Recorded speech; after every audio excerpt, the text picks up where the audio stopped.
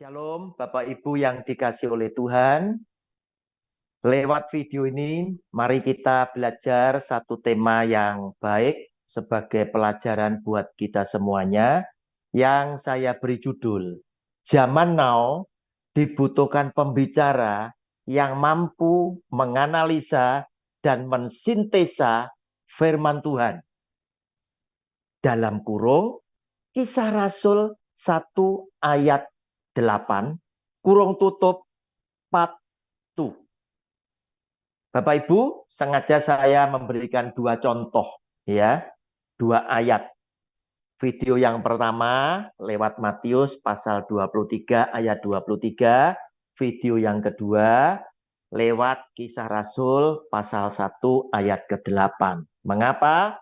Saya ingin supaya Bapak Ibu mengerti, ya, yang disebut menganalisa itu seperti apa, mensintesa itu seperti apa. Mengapa saya harus menyampaikan hal ini? Sebab saya melihat menghadapi jemaat milenial di zaman sekarang, yang notabene mereka ini adalah kaum muda yang pandai, yang cerdas, dan selalu kritis dan minta bukti dari ayat-ayat firman Tuhan yang masuk akal. Maka pembicara zaman sekarang tidak boleh asal bicara. Yang penting percaya, yang penting percaya. Nggak masuk di akal mereka. Mereka butuh bukti, butuh penjelasan yang membuat otak mereka itu paham, karena penjelasan yang diberikan oleh pembicara itu common sense, masuk akal.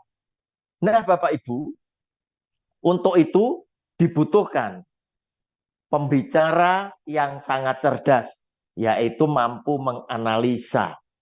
Apa menganalisa itu tadi?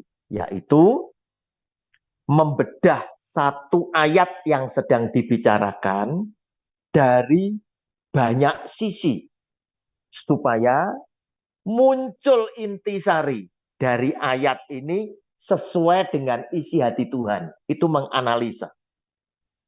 Nah, saudara, menganalisa butuh dimantapkan dengan mensintesa, yaitu ayat yang sudah dianalisa, yang sudah sepertinya muncul satu kesimpulan, butuh ditambahkan ayat-ayat lain yang mendukung, yang punya hubungan, yang punya korelasi, yang punya benang merah, sehingga menghasilkan satu kesimpulan pengajaran yang valid dan benar. Karena apa? Didukung oleh ayat-ayat yang lain yang perihalnya sama, yang konteksnya sama. Tidak boleh ngawur.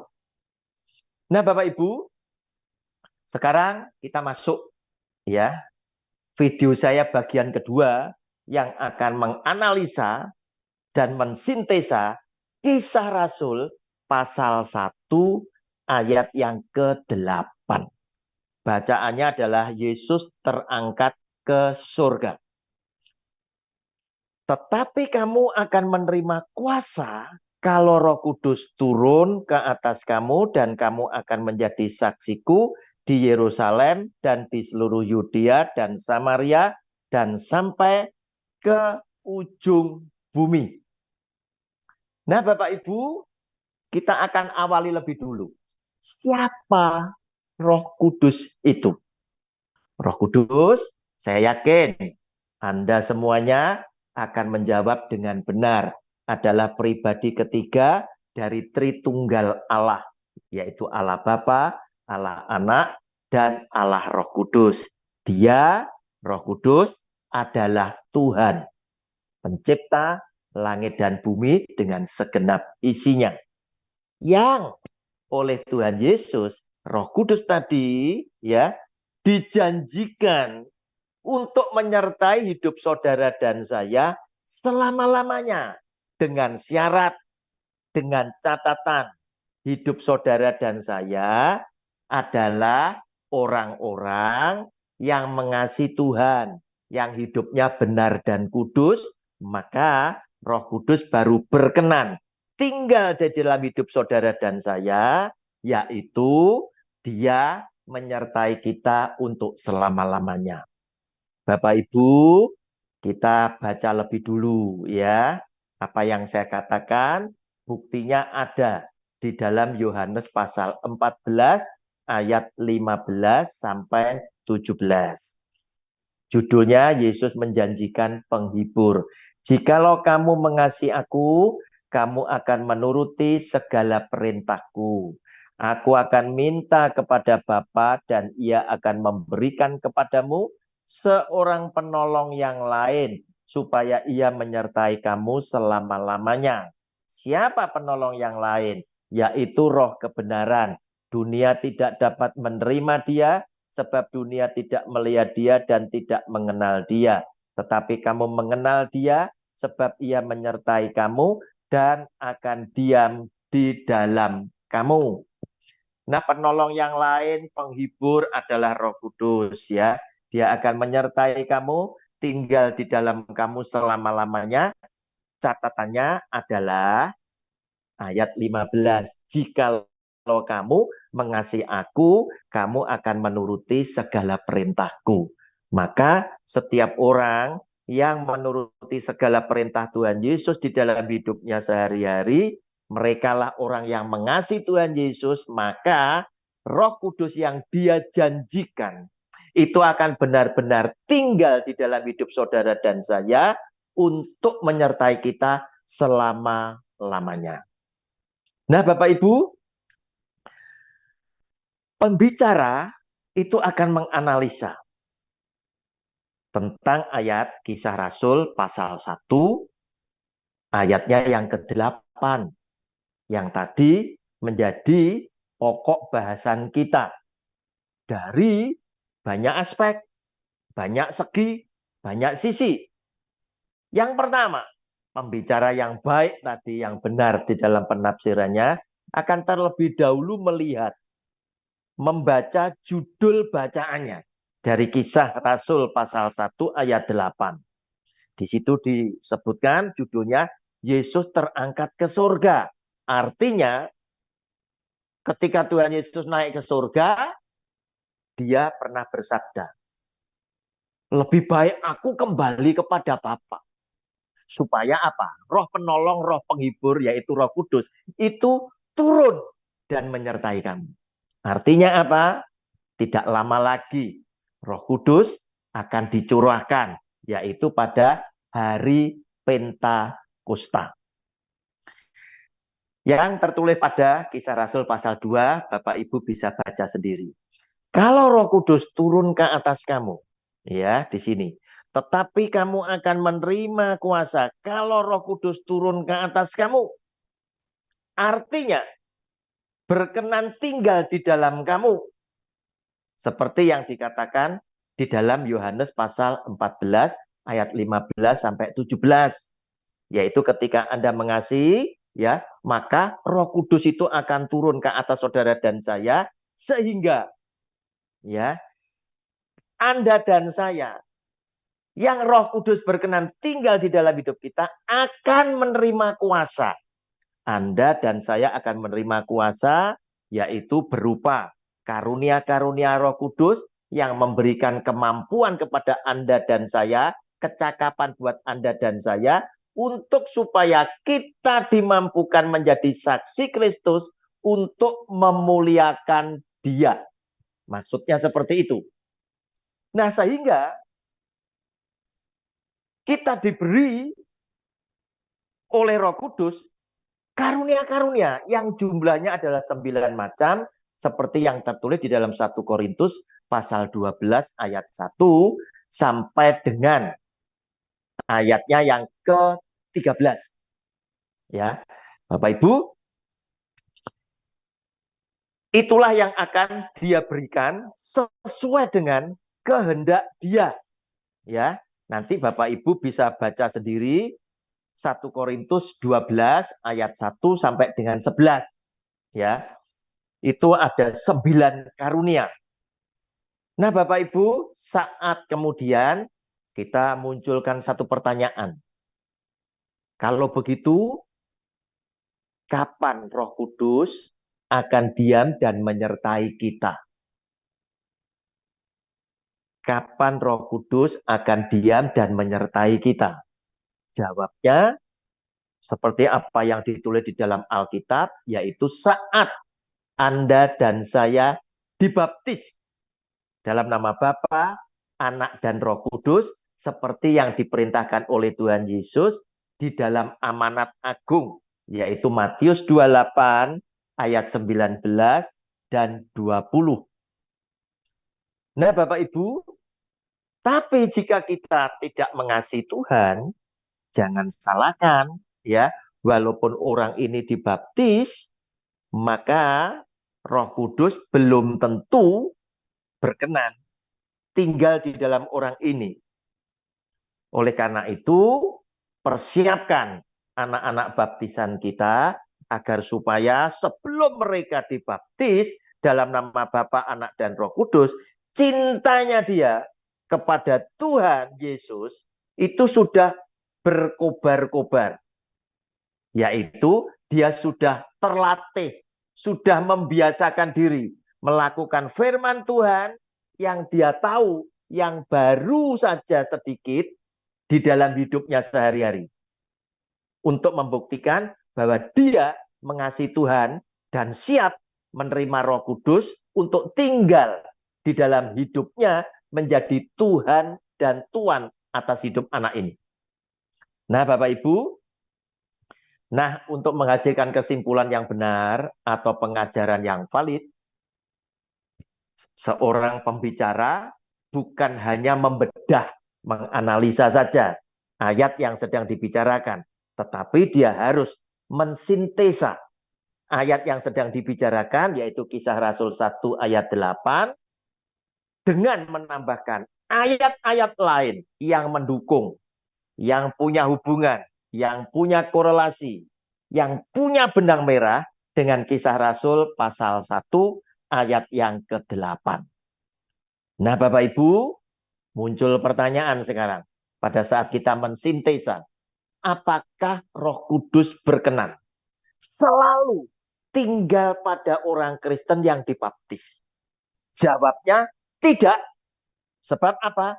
Tuhan Yesus sendiri bersabda di dalam Kisah Rasul pasal 1 ayat 8, tadi dia bilang apa? Tetapi kamu akan menerima kuasa kalau Roh Kudus turun. Nah, kata kalau itu tadi berarti ada yang belum tentu Roh Kudus turun. Kalau Roh Kudus turun, kalau tidak. Nah, Bapak Ibu, berarti ada dua pribadi. Roh Kudus berkenan turun, Roh Kudus berkenan tinggal di dalam hidup saudara dan saya, karena Anda dan saya adalah orang benar dan kudus yang mengasihi Kristus dengan melakukan firman-Nya. Tetapi Roh Kudus tidak turun pada seseorang walaupun dia dibaptis, karena apa? Hatinya jahat. Nah, Bapak Ibu, sekarang kita lihat ya, sekarang kita lihat Roh Kudus hanya akan tinggal pada orang yang mengasihi Tuhan saja. Ayatnya tadi sudah saya bacakan ya, Yohanes pasal 14 ayat 15 sampai 17. Yang tidak mengasihi Tuhan bukan pelaku firman, walaupun dia Kristen, Roh Kudus tidak berkenan tinggal. Roh Kudus tidak berkenan diam dalam hidup orang tersebut. Contohnya, ini sintesa, mensintesa. Contohnya, ada orang yang namanya Simon tukang sihir. Simon tukang sihir ini bertobat loh Bapak Ibu. Nah, mari kita baca ya. Mari kita baca. Agak panjang ya, tetapi demi untuk supaya kita paham, kita akan baca ya. Kisah Rasul pasal 8 ayat 9 sampai 24. Judulnya Filipus di Samaria. Seorang yang bernama Simon telah sejak dahulu melakukan sihir di kota itu dan menakjubkan rakyat Samaria. serta berlagak seolah-olah ia seorang yang sangat penting. Semua orang besar kecil mengikuti dia dan berkata, orang ini adalah kuasa Allah yang terkenal sebagai kuasa besar. Dan mereka mengikutinya karena sudah lama ia menakjubkan mereka oleh perbuatan sihirnya. Tetapi sekarang mereka percaya kepada Filipus yang memberitakan Injil tentang kerajaan Allah dan tentang nama Yesus Kristus. Dan mereka memberi diri mereka dibaptis baik laki-laki maupun perempuan. Maksudnya yang bertobat itu adalah penduduk, ya, rakyat Samaria. Simon sendiri juga menjadi percaya. Nah, Simon percaya dan sesudah dibaptis ia senantiasa bersama-sama dengan Filipus.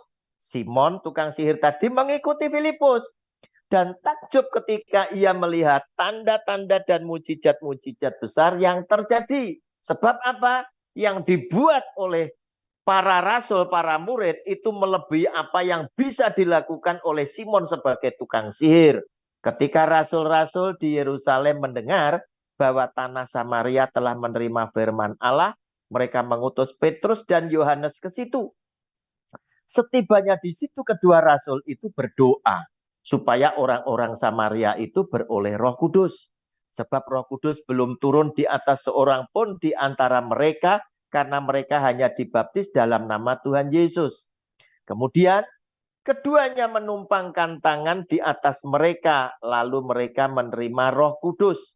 Ketika Simon, tukang sihir tadi, melihat bahwa pemberian Roh Kudus terjadi oleh karena rasul-rasul itu menumpangkan tangannya, ia menawarkan uang kepada mereka serta berkata, berikanlah juga kepadaku kuasa itu, supaya jika aku menumpangkan tanganku di atas seseorang, ia boleh menerima Roh Kudus.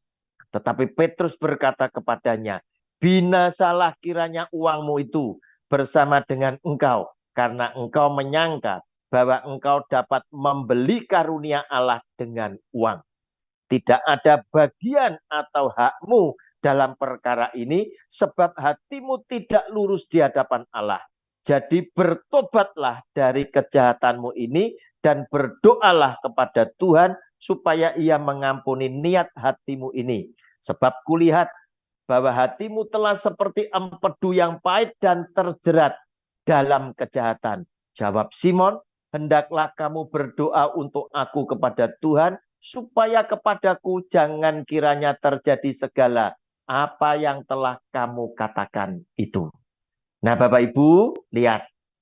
Simon tukang sihir itu juga dibaptis, tetapi karena hatinya jahat, dikutuki oleh Petrus. Dan kita semua merasa yakin bahwa Roh Kudus pasti tidak berkenan tinggal di dalam hidup Simon tukang sihir tadi. Nah, Bapak Ibu, kemudian sekarang kita melihat Roh Kudus berkenan kepada orang-orang yang mengasihi Tuhan. Yang pertama, Tuhan Yesus, Tuhan kita, itu juga dipenuhi oleh Roh Kudus loh. Kita lihat ya. Yohanes pasal 1 ayat 32 sampai dengan 34. Judulnya Yohanes menunjuk kepada Yesus. Kita baca. Yohanes pasal 1 ayat 32 sampai 34. Dan Yohanes memberi kesaksian katanya, aku telah melihat Roh turun dari langit seperti merpati dan ia tinggal di atasnya. Bapak Ibu, kata tinggal boleh Anda garis bawahi, tinggal di atasnya. Dan aku pun tidak mengenalnya, tetapi dia yang mengutus aku untuk membaptis dengan air telah berfirman kepadaku, jikalau engkau melihat Roh itu turun ke atas seseorang dan tinggal di atasnya, dialah itu yang akan membaptis dengan Roh Kudus. Dan aku telah melihatnya dan memberi kesaksian, inilah anak Allah. Nah, Bapak Ibu, kata turun, kalau Roh Kudus turun, kalau Roh Kudus tinggal, Artinya apa? Roh Kudus berkenan menyertai atau tinggal dalam hidup saudara, menyertai saudara dan saya untuk selama-lamanya. Mengapa? Sebab Anda dan saya juga Tuhan Yesus adalah orang yang sangat mengasihi kepada Tuhan. Berbicara tentang Tuhan Yesus, jangan lupa Anda harus selalu ingat bahwa Tuhan Yesus adalah 100% manusia, Yesus adalah 100% Tuhan. Ya. Nah, Bapak Ibu, kita lihat kapan Tuhan Yesus ya, itu betul-betul penuh dengan Roh Kudus. Roh Kudus artinya berkenan tinggal di dalam hidup Tuhan Yesus. Roh Kudus artinya benar-benar menguasai 100% hidup Yesus yang adalah 100% manusia dan 100% Allah. Nah, Bapak Ibu, jawabnya sederhana. Lewat bacaan tadi, ketika Yohanes Pembaptis selesai membaptis Tuhan Yesus. Nah, Bapak Ibu, kita lihat sekarang Lukas pasal 4, ayatnya yang pertama dan kedua. Tapi senang jika Anda nanti membaca sampai dengan ayat 13. Judul bacaannya adalah Yesus pencobaan di padang gurun. Yesus yang penuh dengan Roh Kudus. Nah, Yesus yang penuh dengan Roh Kudus. Dia selesai dibaptis. Kembali dari sungai Yordan. Nah ya, lalu dibawa oleh Roh Kudus ke padang gurun. Di situ ia tinggal 40 hari lamanya dan dicobai iblis. Selama di situ ia tidak makan apa-apa dan sesudah waktu itu ia lapar dan seterusnya.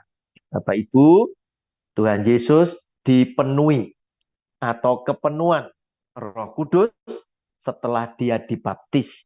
Demikian pula saudara dan saya akan kepenuhan Roh Kudus ketika kita menerima baptisan dalam nama Bapa, Anak, dan Roh Kudus dengan catatan engkau dan saya adalah orang-orang yang mengasihi Tuhan dengan melakukan firman-Nya di dalam setiap tarikan nafas hidup kita. Nah, Bapak Ibu, kemudian yang berikutnya. Para rasul dibaptis oleh Tuhan Yesus dengan Roh Kudus. Mengapa? Karena Yohanes Pembaptis sudah bilang, ya, sudah bilang bahwa dialah yang nanti akan membaptis kamu dengan Roh Kudus dan api. Siapa dia? Adalah yang lebih berkuasa daripada aku, yang telah lebih dahulu ada sebelum aku. Membuka tali kasutnya saja, aku tidak layak, yaitu Tuhan Yesus. Demikian kesaksian Yohanes Pembaptis. Nah, Bapak Ibu, Roh Kudus membaptis itu karena dia melakukan atas nama Tuhan Yesus. Nah, Bapak Ibu, ayat-ayatnya silakan Anda catat. Yohanes pasal 15 ayat 26 ya.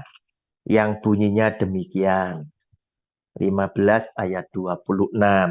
Jikalau penghibur yang akan kuutus dari Bapa datang, yaitu Roh kebenaran yang keluar dari Bapa, ia akan bersaksi tentang aku. Bapak Ibu, Roh Kudus selalu bersaksi tentang siapa? Tuhan Yesus, ya. Karena Roh Kudus diutus oleh Tuhan Yesus dan Roh Kudus yang ada di dalam Bapa itu keluar dari Bapa. Nah, kemudian ya, Yohanes pasal 14 ayatnya yang ke-26. Kita baca supaya Anda tahu para rasul itu di Kisah Rasul pasal 2 ya, itu dibaptis oleh Roh Kudus, itu oleh siapa? Oleh Tuhan Yesus. Roh Kudus mengerjakan untuk atas nama Yesus Kristus Tuhan. Karena Roh Kudus hanya bersaksi tentang Yesus. Yohanes 14 ayat 26. Tetapi penghibur, yaitu Roh Kudus, yang akan diutus oleh Bapa dalam namaku, dalam nama Yesus. Dialah yang akan mengajarkan segala sesuatu kepadamu dan akan mengingatkan kamu akan semua yang telah kukatakan kepadamu. Nah, semua yang kukatakan kepadamu, yaitu firman-Nya. Semua firman Tuhan Yesus, saudara dan saya akan diingatkan oleh Roh Kudus. Kemudian Yohanes pasal 16 ayat 13 sampai 15 ya, supaya Anda yakin para rasul itu dibaptis oleh Roh Kudus, itu Roh Kudus membaptisnya atas nama Tuhan Yesus, mengerjakannya bersaksi untuk Kristus. Tetapi apabila ia datang, yaitu Roh kebenaran, ia akan memimpin kamu ke dalam seluruh kebenaran. Sebab ia tidak akan berkata-kata dari dirinya sendiri, tetapi segala sesuatu yang didengarnya itulah yang akan dikatakannya, dan ia akan memberitakan kepadamu hal-hal yang akan datang. Ia akan memuliakan aku, sebab ia akan memberitakan kepadamu apa yang diterimanya daripadaku. Segala sesuatu yang Bapa punya adalah aku punya. Sebab itu aku berkata, ia akan memberitakan kepadamu apa yang diterimanya daripadaku. Nah, Bapak Ibu, baptisan Roh Kudus para rasul itu terjadi di Kisah Rasul pasal 2 ayat 1 sampai 13. Nah, banyak ajaran yang mengatakan bukti ya orang dibaptis oleh Roh Kudus adalah berbahasa roh. Saya tidak menyalahkan 100% ya. Saya hanya ingin mengkoreksi, bukan satu-satunya ya, tetapi bukti orang dibaptis oleh Roh Kudus salah satunya berbahasa roh, itu betul ya. Tetapi kalau semua berbahasa roh itu salah ya. Kenapa? Karena Alkitab tidak mengatakan demikian ya. Jadi kita harus memberikan pengajaran yang benar. Salah satunya tandanya adalah berbahasa roh. Tetapi tidaklah selalu demikian. Sebab apa? Roh Kudus adalah Allah yang Anda dan saya tidak bisa atur. Dia punya kehendaknya sendiri. Ya. Nah, Bapak Ibu, sekarang kita lihat apakah para rasul di dalam Kisah Rasul pasal 2 dibaptis oleh Roh Kudus ya, pada saat itu terjadi pencurahan Roh Kudus, itu mereka berbahasa roh. Kita baca mulai ayat 1 sampai 13. Ketika tiba hari Pentakosta, semua orang percaya berkumpul di satu tempat. Tiba-tiba turunlah dari langit suatu bunyi seperti tiupan angin keras yang memenuhi seluruh rumah di mana mereka duduk. Dan tampaklah kepada mereka lidah-lidah seperti nyala api yang bertebaran dan hinggap pada mereka masing-masing. Maka penuhlah mereka dengan Roh Kudus, berarti kepenuhan ini ya. Lalu mereka mulai berkata-kata dalam bahasa-bahasa lain seperti yang diberikan oleh Roh itu kepada mereka untuk mengatakannya. Artinya apa? Orang yang kepenuhan Roh Kudus itu artinya 100% dirinya dikuasai oleh Roh, dikuasai oleh Tuhan, sehingga Tuhan mengendalikan orang-orang ini. Mereka diminta memperkatakan seperti yang Roh kehendaki. Waktu itu di Yerusalem diam orang-orang Yahudi yang saleh dari segala bangsa di bawah kolong langit. Ketika turun bunyi itu, berkerumunlah orang banyak. Mereka bingung karena mereka masing-masing mendengar rasul-rasul itu berkata-kata dalam bahasa mereka sendiri. Mereka semua tercengang-cengang dan heran. Lalu berkata, bukankah mereka semua yang berkata-kata itu orang Galilea? Bagaimana mungkin kita masing-masing mendengar mereka berkata-kata dalam bahasa kita sendiri, yaitu bahasa yang kita pakai di negeri asal kita. Kita orang Partia, Media, Elam, penduduk Mesopotamia, Yudea dan Kapadokia, Pontus dan Asia, Frigia dan Pamfilia, Mesir dan daerah-daerah Libya yang berdekatan dengan Kirene, pendatang-pendatang dari Roma, baik orang Yahudi maupun penganut agama Yahudi, orang Kreta dan orang Arab. Kita mendengar mereka berkata-kata dalam bahasa kita sendiri tentang perbuatan-perbuatan besar yang dilakukan Allah. Mereka semuanya tercengang-cengang dan sangat termangu-mangu sambil berkata seorang kepada yang lain, apakah artinya ini? Tetapi orang lain menyindir mereka sedang mabuk oleh anggur manis. Bapak Ibu, yang terjadi apa? Ketika Roh Kudus dicurahkan, para rasul kepenuhan karena ada nyala lidah-lidah api yang hinggap atas mereka dan mereka kepenuhan. Nah, orang yang kepenuhan Roh Kudus artinya adalah orang yang 100% hidupnya dikuasai oleh Roh Kudus, dikuasai oleh Tuhan, sehingga orang ini sepenuhnya dikendalikan oleh Roh. Dan pada waktu itu Roh Kudus berkenan. Mereka menyampaikan kata-kata dengan bahasa dari bangsa-bangsa yang berkumpul itu tadi, seperti yang Roh ingin memperkatakannya. Berarti apa yang terjadi? Apakah mereka berbahasa roh? Tidak. Tuhan sedang bernubuat, ya, lewat para rasul. Para rasul sedang bernubuat ini, menyampaikan pesan roh seperti yang roh kehendaki. Yang mana mereka menyampaikan dengan bahasa manusia, bahasa orang-orang yang berkumpul di situ, diberitahu tentang perbuatan-perbuatan besar Allah. Dan orang-orang itu termangu-mangu, kagum, tercengang-cengang, dan mereka berkata, bukankah orang-orang ini adalah orang-orang Galilea? Bagaimana mungkin mereka bisa berkata-kata seperti bahasa kita yang kita pakai di daerah asal kita? Nah, Bapak Ibu, para rasul dibaptis oleh Roh Kudus pada Kisah Rasul pasal 2 ayat 1 sampai 13.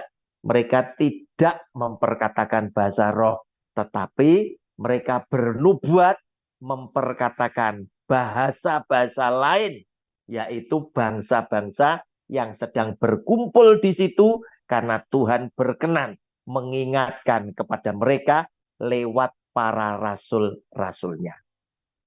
Kemudian yang berikutnya, ya, kejadian yang berikutnya, yaitu ada bacaan mengenai Petrus dan Kornelius. Kita lihat Kisah Rasul pasal 10 ayat 44 sampai dengan 47. Ini fenomena yang lain, ya, yaitu ketika Kornelius dan keluarganya dan sahabatnya rindu mendengarkan sabda Kristus, khotbahnya Petrus, belum dibaptis, ya. Nah, kita baca Kisah Rasul pasal 10 ayat 44 sampai 47. Ketika Petrus sedang berkata demikian, turunlah Roh Kudus ke atas semua orang yang mendengarkan pemberitaan itu. Dan semua orang percaya dari golongan bersunat yang menyertai Petrus tercengang-cengang karena melihat bahwa karunia Roh Kudus dicurahkan ke atas bangsa-bangsa lain juga. Sebab mereka mendengar orang-orang itu berkata-kata dalam bahasa roh dan memuliakan Allah. Lalu kata Petrus, bolehkah orang mencegah untuk membaptis orang-orang ini dengan air, sedangkan mereka telah menerima Roh Kudus sama seperti kita? Nah, Bapak Ibu, Kornelius dan sahabat-sahabatnya belum dibaptis.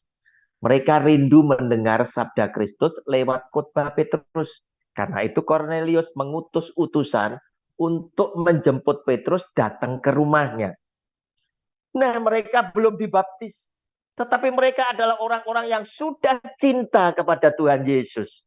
maka Roh Kudus sudah berkenan tinggal di dalam hidupnya, dan Roh Kudus berkenan memberi karunia-karunia Roh Kudus atas mereka. Nah, Bapak Ibu, fenomena yang luar biasa, yang aneh. Tetapi inilah yang terjadi kepada orang yang sudah mengasihi Tuhan, walaupun belum dibaptis, mereka bisa menerima Roh Kudus.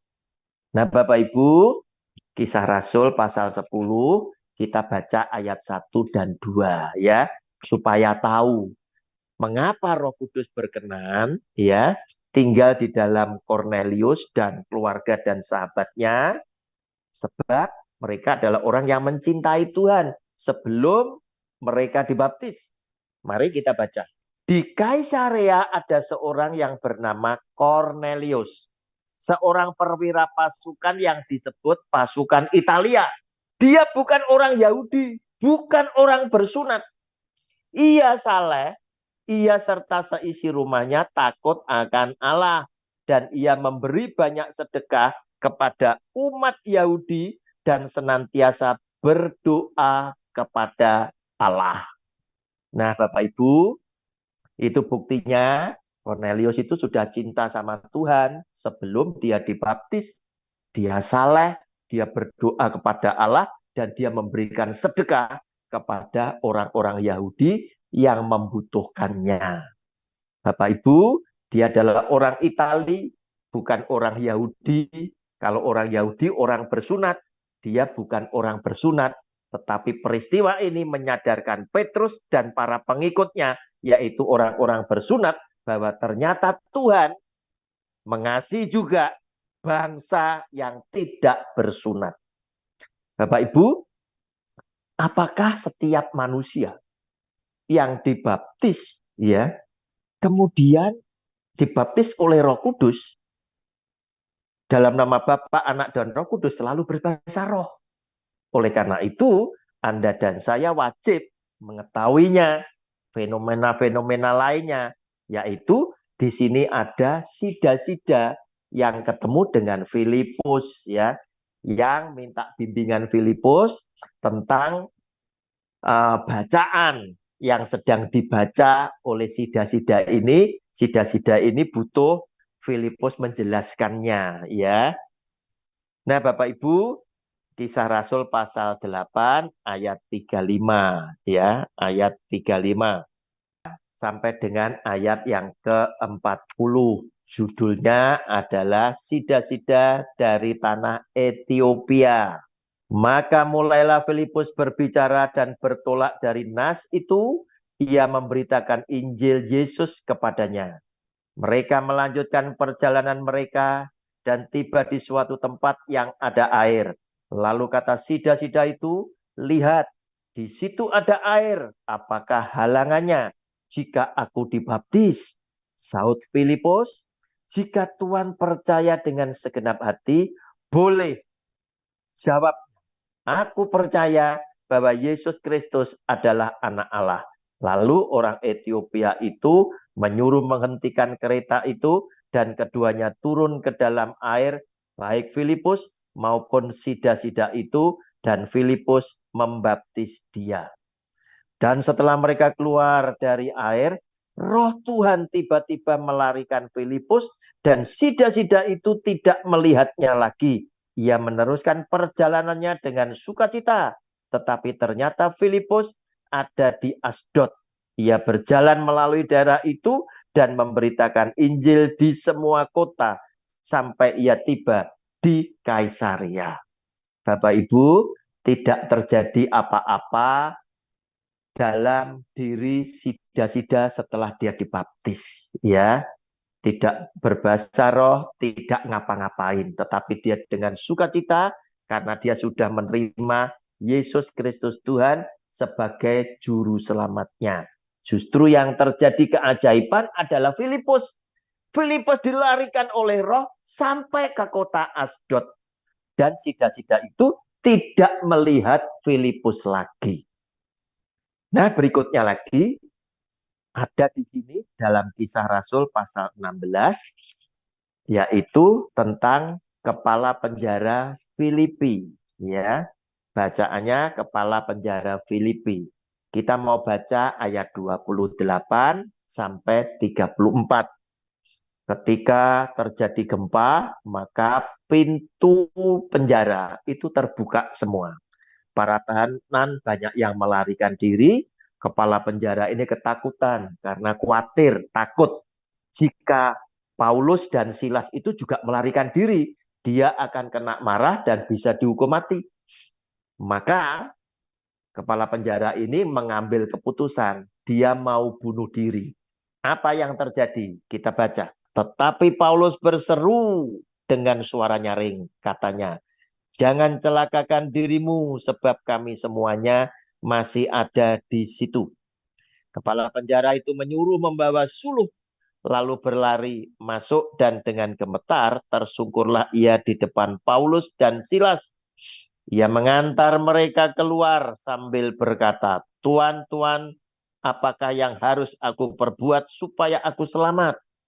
Jawab mereka, "Percayalah kepada Tuhan Yesus Kristus dan engkau akan selamat, engkau dan seisi rumahmu." Lalu mereka memberitakan firman Tuhan kepadanya dan kepada semua orang yang ada di rumahnya. Pada jam itu juga kepala penjara itu membawa mereka dan membasuh bilur mereka. Seketika itu juga ia dan keluarganya memberi diri dibaptis. Lalu ia membawa mereka ke rumahnya dan menghidangkan makanan kepada mereka. Dan ia sangat bergembira bahwa ia dan seisi rumahnya telah menjadi percaya kepada Allah. Nah, Bapak Ibu, lihat apa yang terjadi kepada kepala penjara Filipi bersama keluarga yang sudah dibaptis. Tidak terjadi apapun, tetapi mereka bersuka cita karena mereka telah menjadi percaya kepada Yesus Kristus Tuhan. Bapak Ibu, kesimpulannya, Roh Kudus hanya berkenan tinggal dalam hidup orang yang mengasihi Tuhan, yaitu orang yang benar dan kudus. Seperti dalam Yohanes 14 ayat 15 sampai 17. Roh Kudus hanya akan memberi karunia Roh Kudusnya kepada orang di mana Roh Kudus berkenan tinggal. Kalau Roh Kudus tidak berkenan tinggal, dia pasti tidak memberi karunia Roh Kudus. Tetapi Roh Kudus yang tinggal di dalam hidup saudara dan saya, karena saudara adalah orang benar dan kudus, maka Roh Kudus juga berkenan memberi karunia-karunianya kepada orang tersebut. Nah, sekarang koreksi diri Anda sendiri. Uji dirimu sendiri. Artinya, saya ingin menegaskan, jika hidup seseorang, jika hidup Anda ternyata masih serong kiri, serong kanan, masih sering berbuat dosa, maksud saya, maka bahasa roh yang kamu suarakan, menurut saya, pastilah itu palsu. Bukan dari Roh Kudus. Sebab Roh Kudus hanya akan memberikan karunia-karunianya kepada orang yang mengasihi dia. Orang yang hidupnya benar dan kudus. Bapak Ibu, jika video pelajaran saya ini memberkati Anda dan keluarga, maka dengan kerendahan hati saya mohon, berkenanlah Bapak Ibu membagikan video ini kepada keluarga yang lain, sahabat-sahabat yang lain, teman-teman yang lain, agar mereka pun beroleh berkat yang sama. Tuhan Yesus sudah memberkati kita semuanya. Amin.